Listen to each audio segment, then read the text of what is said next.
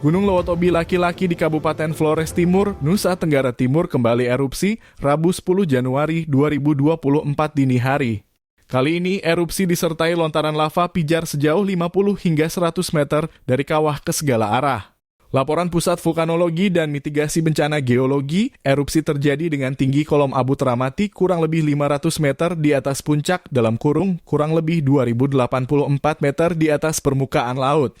Kolom abu teramati berwarna putih hingga kelabu dengan intensitas tebal condong ke arah utara dan timur laut.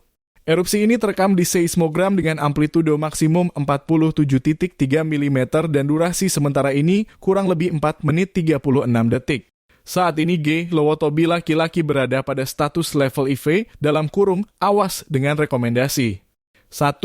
Masyarakat di sekitar Gunung Lewotobi laki-laki dan pengunjung wisatawan tidak melakukan aktivitas apapun dalam radius 4 km dari pusat erupsi Gunung Lewotobi laki-laki dan sektoral 5 km ke arah barat laut utara.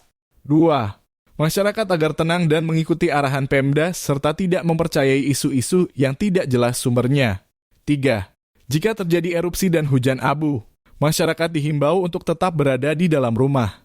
Dan apabila berada di luar rumah disarankan untuk menggunakan pelindung hidung, mulut, masker, dan mata kacamata. 4.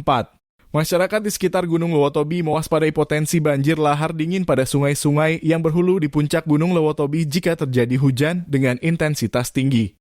5. Pemerintah daerah senantiasa berkoordinasi dengan pos pengamatan Gunung Lewotobi laki-laki di Desa Pulau Lerah, Kecamatan Wulanggitang, Kabupaten Flores Timur, Provinsi Nusa Tenggara Timur atau Pusat Vulkanologi dan Mitigasi Bencana Geologi.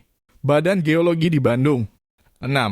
Pusat Vulkanologi dan Mitigasi Bencana Geologi akan selalu berkoordinasi dengan BPBD Provinsi Nusa Tenggara Timur dan Satlak PB setempat dalam memberikan informasi tentang kegiatan Gunung Lewotobi laki-laki.